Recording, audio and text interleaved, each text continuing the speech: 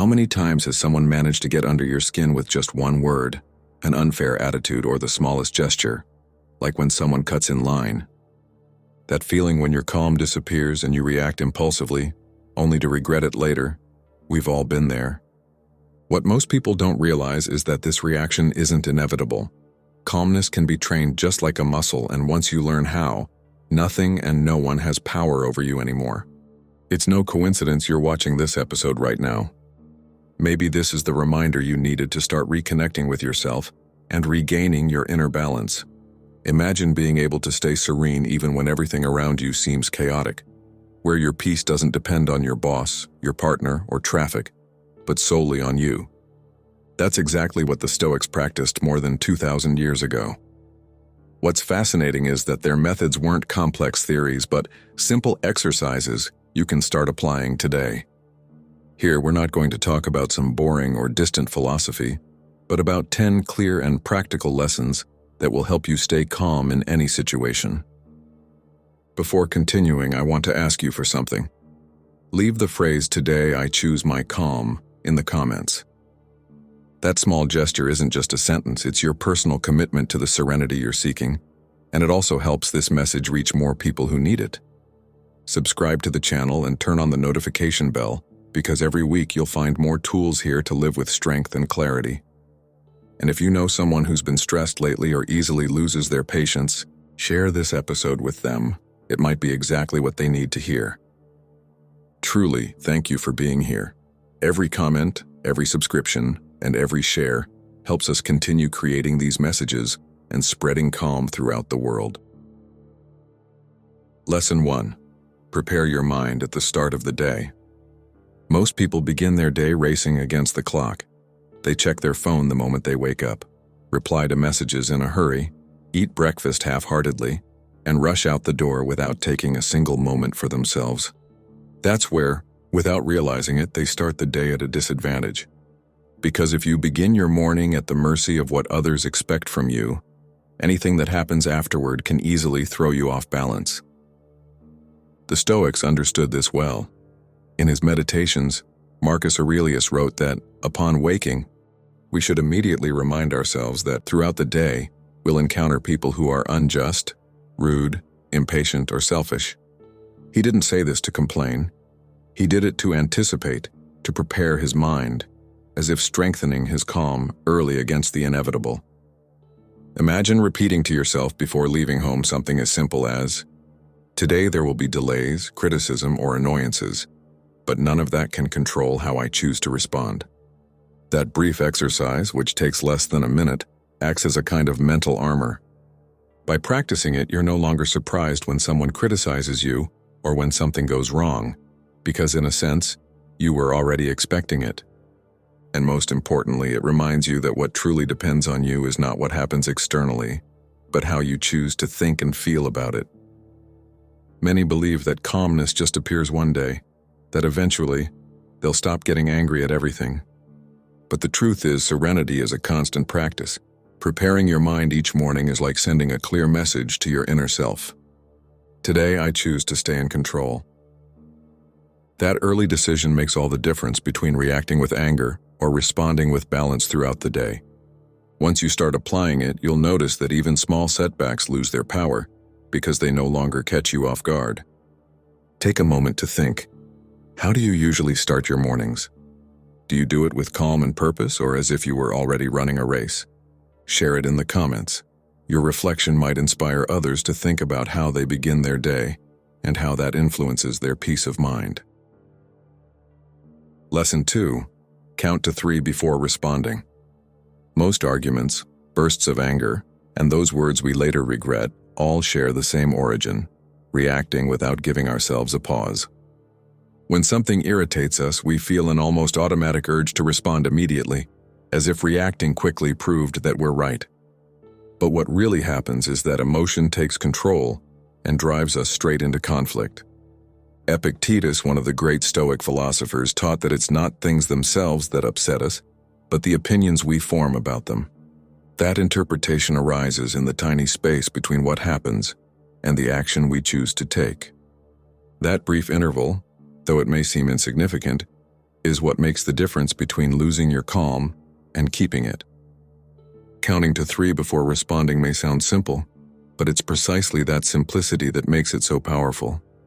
When someone criticizes you, cuts you off, or makes your blood boil, that mental countdown opens a space between impulse and reaction. In those 3 seconds, your breathing shifts, your mind clears, and you regain the control you were about to lose.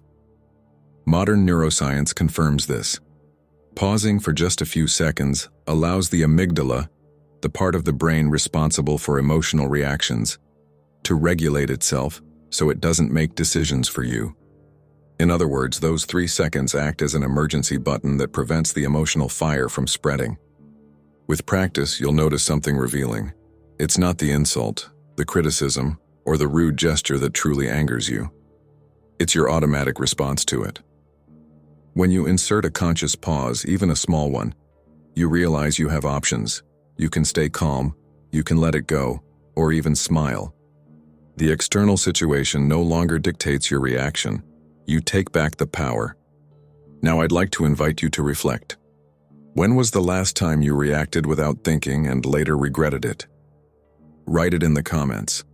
By doing so, you not only acknowledge it in yourself, but also help others realize that we all face the same challenge, and that yes, calmness can be trained with something as simple as counting to 3. Lesson 3.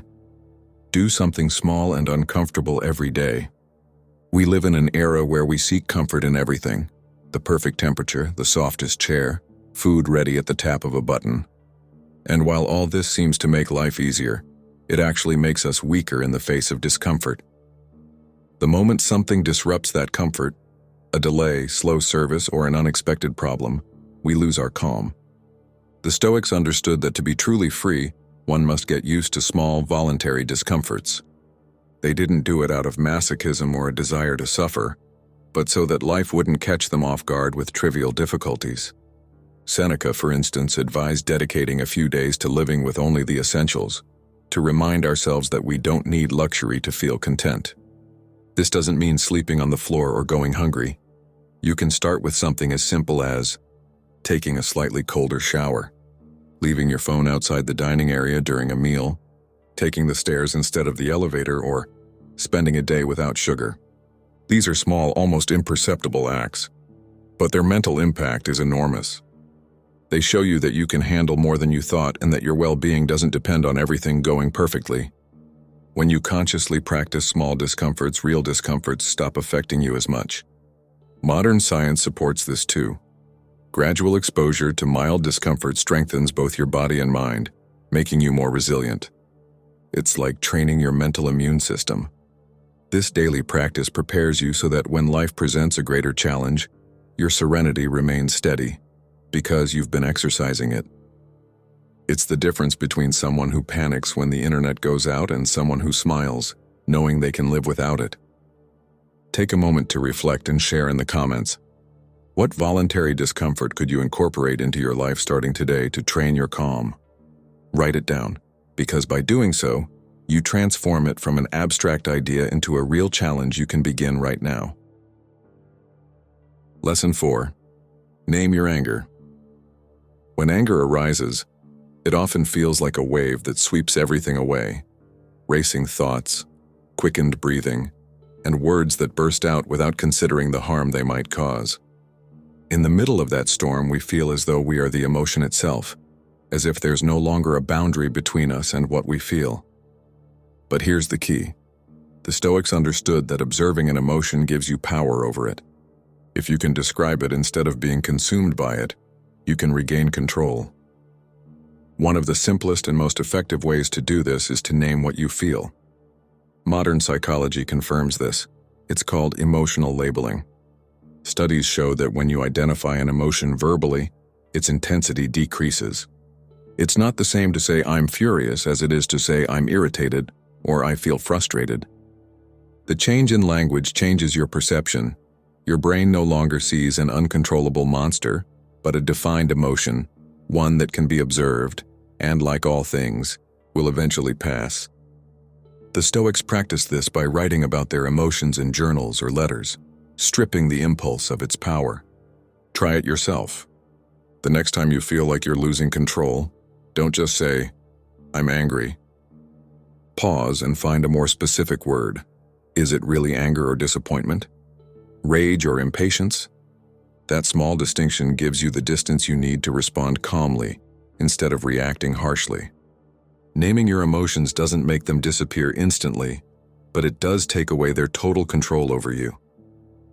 So now I ask you, if you had to name the emotion that most often makes you lose your calm, what would it be? Write it in the comments. By doing so, you take the first step toward reducing its power over you. Lesson 5. Remember that everything is borrowed. One of the most liberating teachings of Stoicism is understanding that nothing truly belongs to us. Not material things, not people, not even our own bodies. Everything we enjoy is a temporary loan that life gives us and can reclaim at any moment. Marcus Aurelius reminded himself of this constantly in his meditations. Everything you see is passing away, and so are you. At first, this idea may seem harsh, but in truth it brings a deep sense of peace. Because when you realize that nothing is completely yours, you stop suffering so much when something breaks, disappears, or changes. Think about it. Someone scratches your car and you lose your calm. Why? Because in your mind that car is yours. But if you see it instead as a temporary loan, just an object you'll eventually leave behind, that scratch is no longer a tragedy. The same applies to clothes, to your phone, to all the possessions you take care of so carefully, even to relationships. No one belongs to us. Every person who comes into our life is a temporary gift, and remembering that helps us appreciate the present without demanding impossible permanence. This shift in perspective doesn't make you cold or detached. It makes you more grateful and aware. Because when you understand that everything is borrowed, you value it more while you have it. A warm cup of coffee, a sunny day, the presence of someone you love. None of these things are guaranteed forever. And when you accept that, you stop getting so angry about what you lose, because you realize it was never fully yours to begin with. Now take a moment to reflect and share in the comments, what thing, person, or situation do you find hardest to let go of because you feel it's yours? Write it down, because putting it into words helps you loosen that attachment, and remember that, in the end, everything we have is a temporary gift. Lesson 6. Have a mental plan B for everything. One of the main reasons we lose our calm is because we expect everything to go exactly as we imagine. We make plans, create expectations, and when something strays from that script, it feels as though the world has let us down. The Stoics had a brilliant practice to prevent this frustration: premeditatio malorum, the premeditation of evils. It's not about thinking negatively. It's about having a mental backup plan that allows you to accept the unexpected without falling apart. Imagine you have an important meeting. Your perfect plan is to arrive on time, have everything work smoothly, be heard, and get a positive outcome. But the Stoics would say, also imagine that there might be traffic, interruptions, or technical failures. When you consider those possibilities, you're no longer caught off guard if they happen. And instead of reacting with anger, you simply think, I expected that. That mental preparation softens the blow and helps you maintain serenity where others would lose it. Science supports this too. Negative visualization reduces anxiety and strengthens resilience. When you mentally rehearse potential obstacles, your brain stops seeing them as threats and starts processing them as natural occurrences. It's like vaccinating your mind against chaos. The key isn't to dwell on the worst, but to remind yourself that even if it happens, you still have power over your reaction. Now tell me in the comments, in what area of your life do you think practicing a mental plan B would help you most? Write it down, because by doing so, you turn it into a real exercise you can apply the next time life strays from your perfect plan. Lesson 7. Take 1-minute pauses throughout the day. We live under a constant bombardment of stimuli, endless notifications, piling tasks, and people demanding our attention at every moment. Most of us move from one thing to another without ever taking a single pause. In that relentless rhythm, our calm wears down, until the smallest detail is enough to make us explode. The Stoics, however, understood the value of stopping, of silence and conscious breathing. Seneca taught that agitation doesn't come from the outside world, but from the ceaseless movement of the mind. That's why he recommended interrupting that mental restlessness, even if only for a brief moment. You don't need to become a monk or isolate yourself from the world to practice this. All it takes is reserving 1 minute in the middle of your routine to close your eyes, take a deep breath, and reconnect with yourself. It could be in traffic, at the office, in the restroom at work, or right before a difficult conversation. That single minute acts as a reset. It clears your mind, calms your body, and breaks the cycle of automatic reactions. It's as if, in the middle of chaos, you could press the pause button and remind yourself that you're still in control. Modern research confirms this. Studies on mindful breathing show that even 1 minute of full attention lowers cortisol, the stress hormone, and helps your nervous system return to a state of calm. The best part is that you don't need any tools or special conditions, just your decision to stop for a moment. When practiced several times a day, that 1 minute prevents life from sweeping you away like a current out of control. Now think about this and share in the comments. If you had to choose one moment of your day to implement a 60-second pause, when would it be? By writing it down, you begin training your mind to make it real. Lesson 8. Write down your anger instead of holding it in. When something upsets us, we usually fall into one of two extremes. We either explode immediately or swallow it in silence. Neither option is healthy. Exploding leaves wounds in others and in yourself. Bottling it up turns it into poison that eventually comes out in the worst way. The Stoics, especially Marcus Aurelius and Seneca, practiced another method: writing. Their meditations and letters weren't decorative literature, they were exercises in self-control. By putting their feelings into words, they reduced the strength of their emotional storms and transformed them into reflection. Modern psychology supports this practice. Expressive writing helps reduce anxiety, regulate emotions, and clarify thoughts. When you pour your anger onto paper or into a note on your phone, you stop being its prisoner.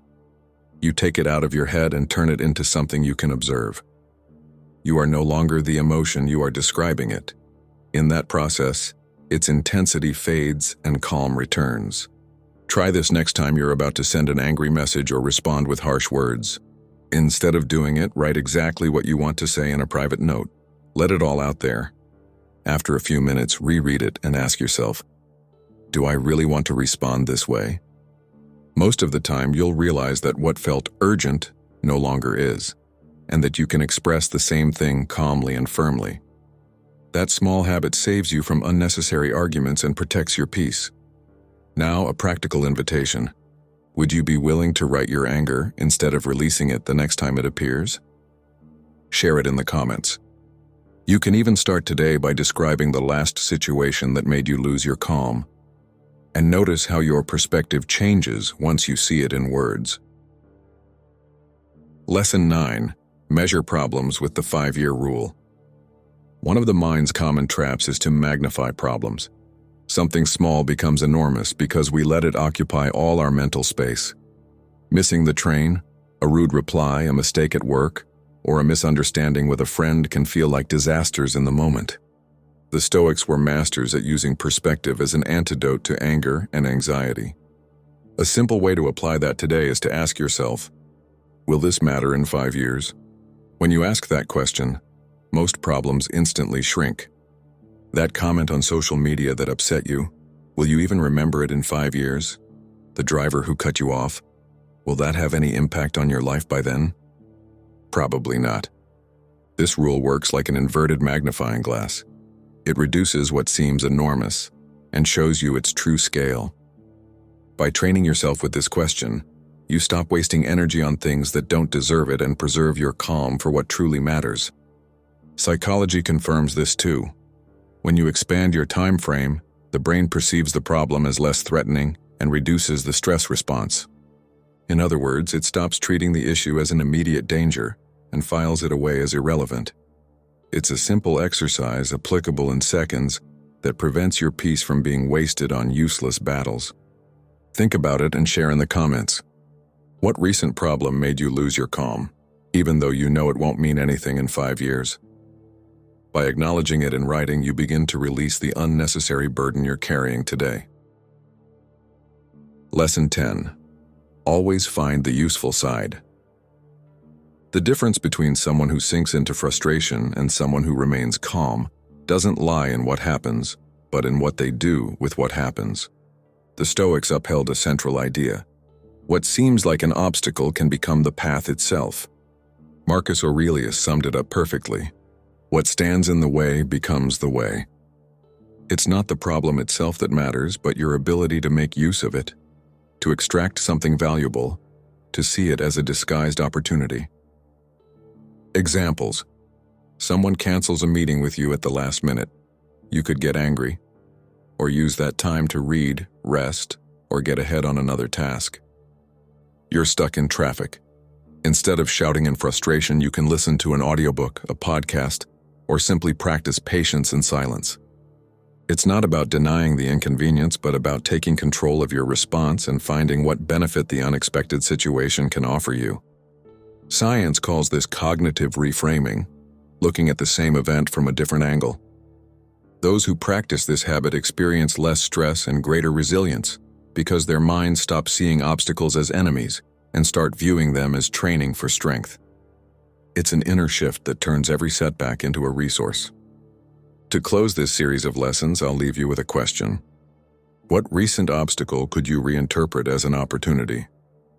Write it in the comments. Perhaps that thing you see as a problem today is actually the tool life is giving you to train your calm and grow.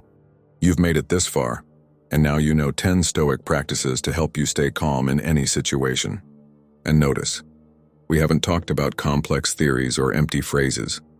We've talked about simple habits that, when applied, can truly transform your daily life. Prepare your mind in the morning. Count to 3 before responding. Practice small discomforts. Name your emotions. Remember that everything is borrowed. Have a mental plan B. Take 1-minute pauses. Write down your anger. Measure problems with the 5-year rule. Always find the useful side of what happens. Each one is a tool. Together they form a complete toolkit so your inner peace doesn't depend on external chaos. If any of these lessons resonated with you, I invite you to share it in the comments. Tell me which one impacted you the most and how you plan to apply it in your life. By doing so, you not only reinforce your learning but also inspire others to reflect and put it into practice. As we continue building this community, subscribe to the channel and turn on the notification bell. Every week I share new ideas and strategies to help you live with clarity, inner strength, and stoic calm. Also, think of someone close to you who's been struggling with stress, anger, or anxiety. Share this episode with them. You never know when a reflection like this might become the gentle push someone needs to regain their peace. With that small gesture, you help that person, and you also help us continue creating content like this. To close, here's a quote from Marcus Aurelius that sums it all up. The happiness of your life depends upon the quality of your thoughts.